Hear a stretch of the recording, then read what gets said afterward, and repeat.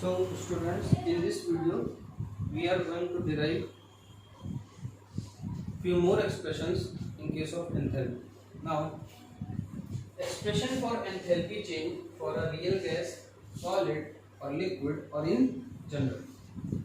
तो जैसा कि फॉर्मूला आपको मैंने पहले ही बताया है, delta H equals to delta U plus PV for the work done और the mechanical work. Now as we can see that delta H is the function of delta U, मतलब कुछ मिलता जुलता सिमिलर सा. Hence delta H is a function of, अब क्योंकि delta U किसका function था, delta U was the function of T and V, है ना, याद होगा आपको पिछली वीडियो में मैंने बताया था. तो अगर डेल्टा U फंक्शन है T और V का, बिकॉज वॉल्यूम का टर्म था internal energy, but in case of enthalpy it is a term of pressure because we are talking at constant pressure.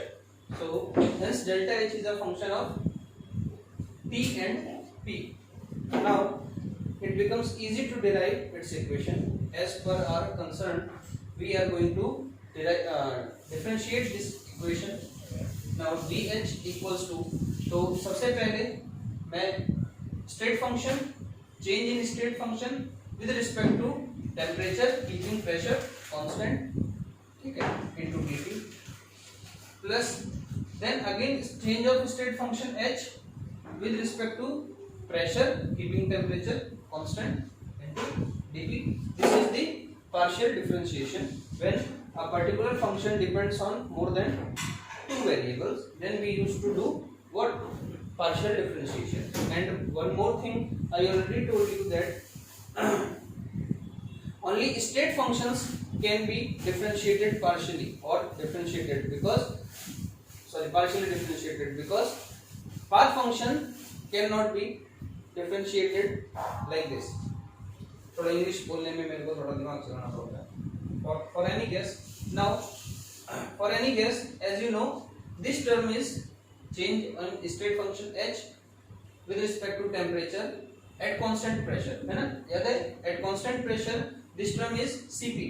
याद होगा मैंने Cp में आपको बताया भी था, Cp is the heat capacity at constant pressure. So this will become Cp, मैंने यहाँ पे लिख दिया है. Now for n moles dH equals to n process 1 से 2 Cp dt plus this terms came as such del H upon del P into dt. So this is the, for any gas, this is the general equation. When we are going to find out enthalpy change, then we have to use or apply this equation. तो यहाँ पे देखो मैंने लिख दिया del H over del T keeping pressure constant is equals to Cp. Now for an ideal gas, अब इसी equation में हम थोड़ा ऊपर नीचे चेंज करके बाकी अपने केसेस डिस्कस करेंगे. So here comes the first case for an ideal gas.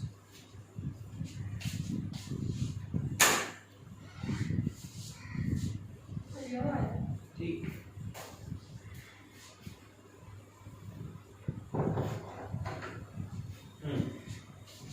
Now the case one for an ideal gas undergoing any process, ठीक है, कोई ideal gas हो और वो किसी भी प्रोसेस के थ्रू जा रहा हो, either it is going from isothermal, adiabatic, isobaric, isochoric, कोई सा भी प्रोसेस हो.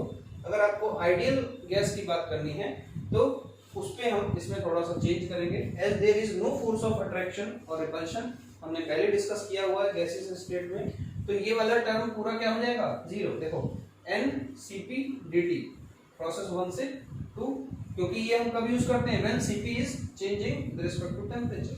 Now this thing is zero. Why zero? Because this is the change of state function with respect to pressure, है ना. अब प्रेशर के चेंज होने से स्टेट फंक्शन का चेंज हो रहा है. अब आपको ये समझना चाहिए कि अब क्योंकि वहां पे कोई फोर्स ऑफ अट्रैक्शन है ही नहीं, तो प्रेशर के चेंज होने से स्टेट फंक्शन में कोई फर्क पड़ेगा ही नहीं. So that term will come out to be zero. Now dH equals to process 1 से 2 NCP dt, है ना, ये वाला टर्म जीरो हो गया for an ideal gas. Now ये तो हो गई हमारी universal equation for any ideal gas. हाँ, एनी आइडियल गैस ये तो हम हमेशा यूज करेंगे. कब? ये वाली हम कब यूज करेंगे, जब Cp की value is changing with respect to temperature and if someone says that Cp is constant, then you know very well, I have given you the chart for Cp, Cv and gamma etc. You can easily find out. So we will use Cp from that chart if temperature is kept low. Now dH equals to NCP dt. अब यहाँ पे एक चीज और मैंने लिख दी है, valid for all ideal gases if Cp remains constant and for any process. यहाँ पे भी मैंने लिख दिया है undergoing any process. So now we are going to discuss case number 2.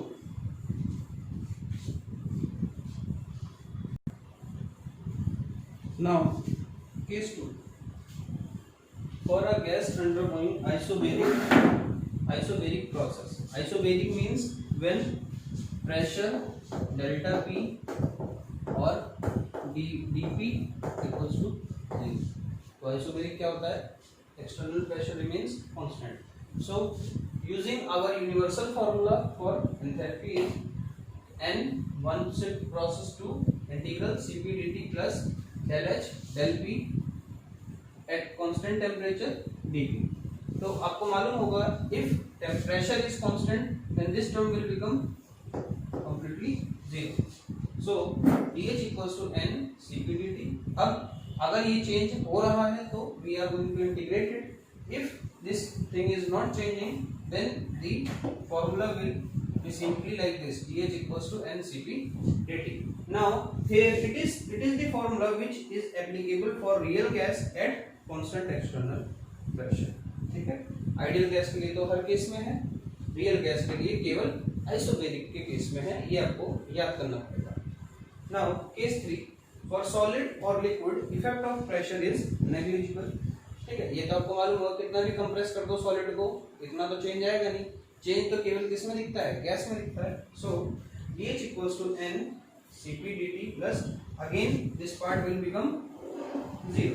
Now again the same thing will come out, but here if we are going to talk about solid or liquid then we should know that for solid or liquid Cp equals to Cv equals to C. बस केवल ये Cp की जगह यहाँ पे C आएगा. dH equals to NC dt. So that is all about enthalpy. थोड़ा सा और एक आध केस और पढ़ाएंगे. Now next topic is relation between delta H and delta U. इन दोनों के बीच में what is the relation we will try to find out. तो यहाँ पे एक छोटी सी ट्रिक है, इसको अपने कॉर्नर कॉपी के ऊपर कहीं कॉर्नर में इसको लिखना, क्योंकि ये ट्रिक आपको केवल टीचर ही बताएगा. ये आप बहुत सालों तक प्रैक्टिस करोगे जब आपको समझ में आएगा. तो ये सुन लो एक बार. If value of any one is given then मतलब either if you are given with delta H, delta U is missing, or you have given delta U but delta H is missing, then what you have to do is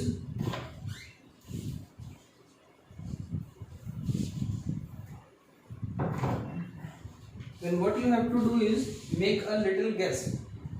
Guess is the value of enthalpy and internal energy is quite close. मतलब अगर कोई कहता है कि 393 है value H की, तो आपसे अगर पूछे कि डेल्टा U की क्या होगी तो आपको बस थोड़ी सी कम बतानी है, मतलब 391 बता दो.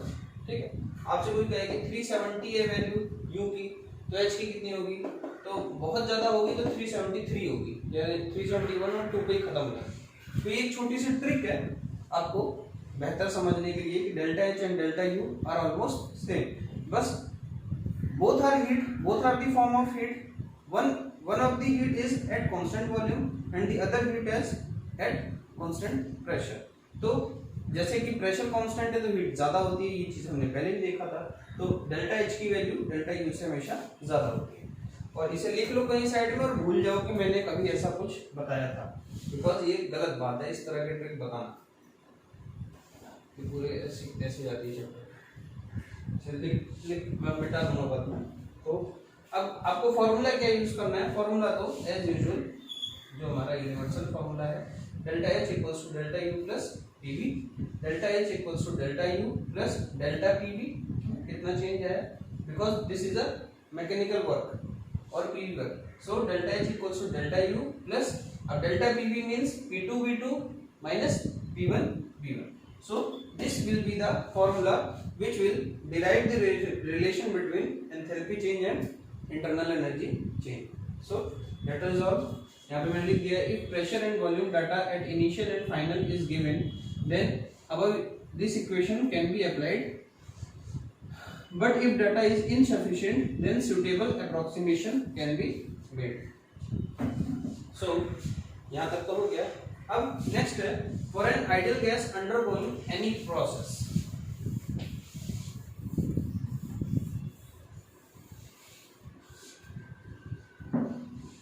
For an ideal gas undergoing any process, तो delta H equals to delta U. अब ये आइडियल गैस की बात चल रही है. Delta H equals to delta U plus delta PV. अब देखो PV का अगर डाटा दिया है तो ठीक है, नहीं तो we are going to use nRT, है ना. PV को हम रिप्लेस कर सकते हैं nRT से. Delta H equals to delta U plus delta NGRT. अब n क्या है? n is the mole of product. मान लो ये रिएक्शन है, ये तो n क्या है? ये मोल्स हैं. These are moles of the product and reactants. तो Ng क्या है? अगर मान लो ये यहाँ पे G, हाँ G लिखा, G फॉर गैस. अगर मान लो ये सारी गैसेस है ना, तो आपको क्या करना है, गैस के मोल्स यानी देखो C and D, C plus D minus A plus B, ये आपको करना है ना. ये होता है Ng. अगर आपसे कोई कहे कि इसमें एक सॉलिड है, तब क्या करोगे? तब ये चीज केवल गैस के केस में होता है. तो यहाँ पे क्या होगा सर? D, क्योंकि ये सॉलिड है, ये कंसिडर नहीं होगा, minus A plus B. So that is. Now next is for an isothermal process for an ideal gas. अब isothermal process में ideal gas के केस में हमें क्या करना है?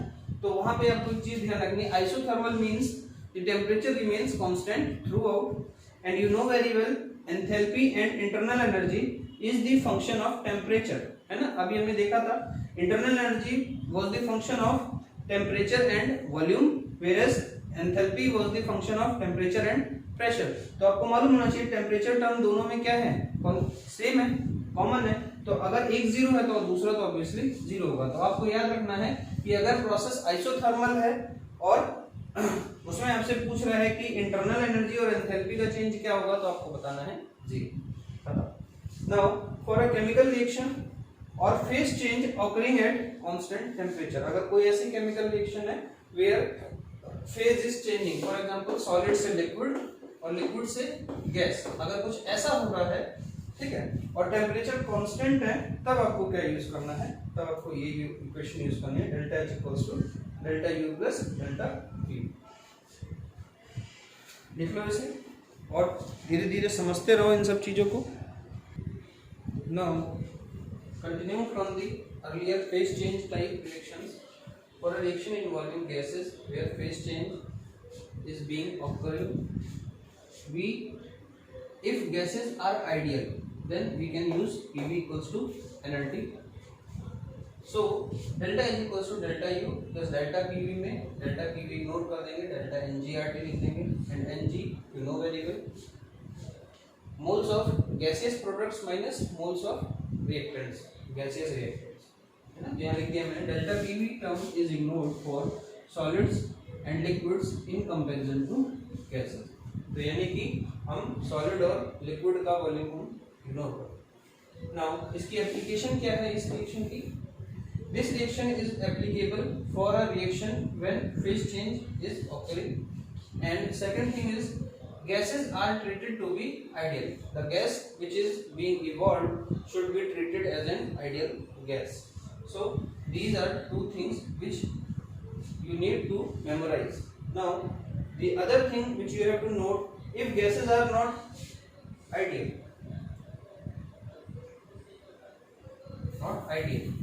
अगर गैस जो निकल रही है या प्रोड्यूस हो रही है या यूज हो रही है, if that gas is not ideal, then this equation cannot be used. In that case we have to use delta H equals to delta U plus delta P.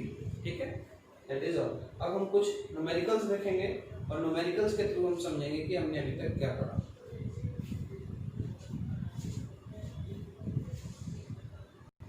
So this is the first question. Calculate heat change at constant volume. As you know, it is not asking us to calculate internal energy, because internal energy is obviously heat change at constant volume. When 7.8 gram of liquid benzene is vaporized into gaseous benzene at its boiling point 350 Kelvin, given molar enthalpy of vaporization of benzene liquid at 350 Kelvin is 40 kilojoule per mole, है ना? So that is a quite interesting question. Now, as you know, here pressure and volume data is not given, and the phase of the reactant is getting changed, है ना? तो liquid है, vaporize हो रहा है, तो gas में convert हो रहा होगा, तो obviously for the phase change we are going to use the formula delta H equals to delta U plus delta NGRT. Delta NGRT why? Because pressure and volume data is not given. Then the examiner must be considering this benzene gas to be a perfect ideal gas. So whatever.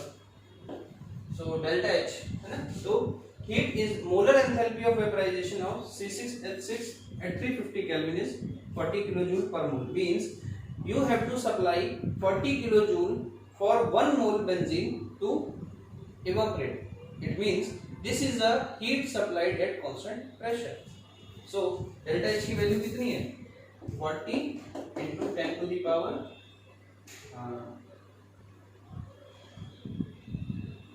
3. इसे joule में ले लेते हैं, चलो kilo joule है तो joule में ले लेते हैं. जूल में डेल्टा यू ये हमें निकालना है, प्लस डेल्टा एन कितना है? फाइनल मोल गैस है, रिएक्टेंट क्या है भाई? ये है ना C6H6 liquid to C6H6 gas. तो मोल रिएक्टेंट प्रोडक्ट के कितने हैं? 1. रिएक्टेंट के कितने हैं? रिएक्टेंट के भी 1 है, बट ये लिक्विड है, तो Ng कितना आएगा? 1 minus 0 equals to 1. So 1 into R की वैल्यू 25/3 ले सकते हो, ठीक है, इनटू टेम्परेचर कितना है? टेम्परेचर आएगा अप्रोक्सीमेटली 350 केल्विन, ठीक है. इसे सॉल्व कर लो. डेल्टा यू की वैल्यू मेरे ख्याल से आएगी 37 किलोजूल, 37 किलोजूल पर मोल, ठीक है. तो ये आपको समझ में आ ही गया होगा. अगर डेल्टा एच 40 है तो डेल्टा यू कितना है? 37. और ये ट्रिक मैंने आपको बताई भी थी कि डेल्टा एच और डेल्टा यू में बहुत ज्यादा डिफरेंस नहीं होता, थोड़ा ऊपर नीचे होता है, ठीक. Now if you are thinking that this is the answer, then you are wrong बेटा.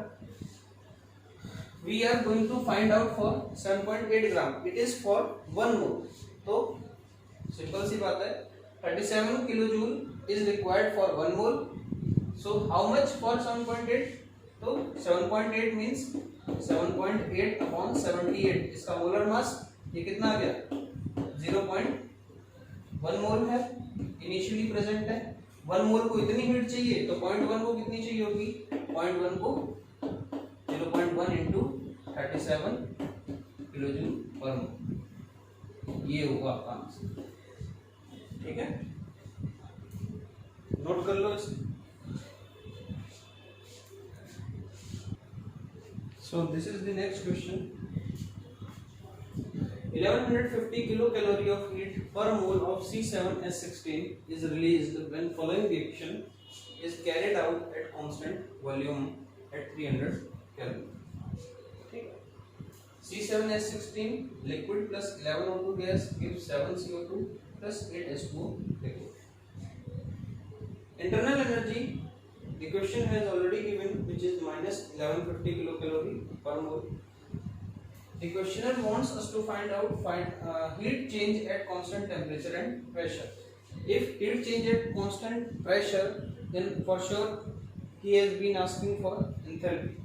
So again the formula is simple. Delta H equals to delta U plus delta NGRT.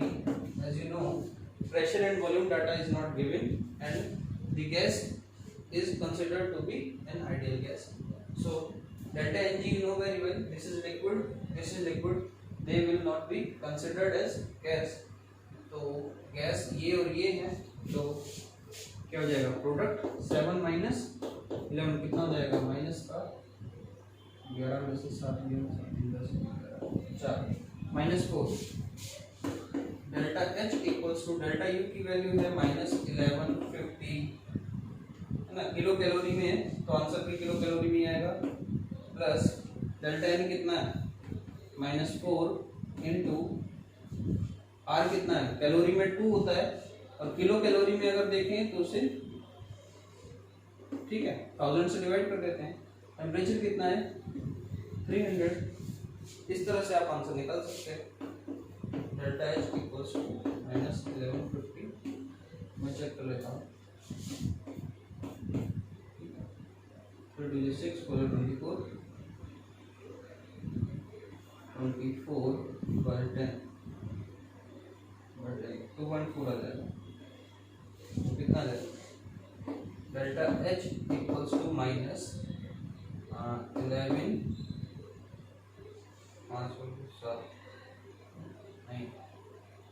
5 में 2 जुड़ गए 1152.4 किलो कैलोरी पर मोल, ठीक है।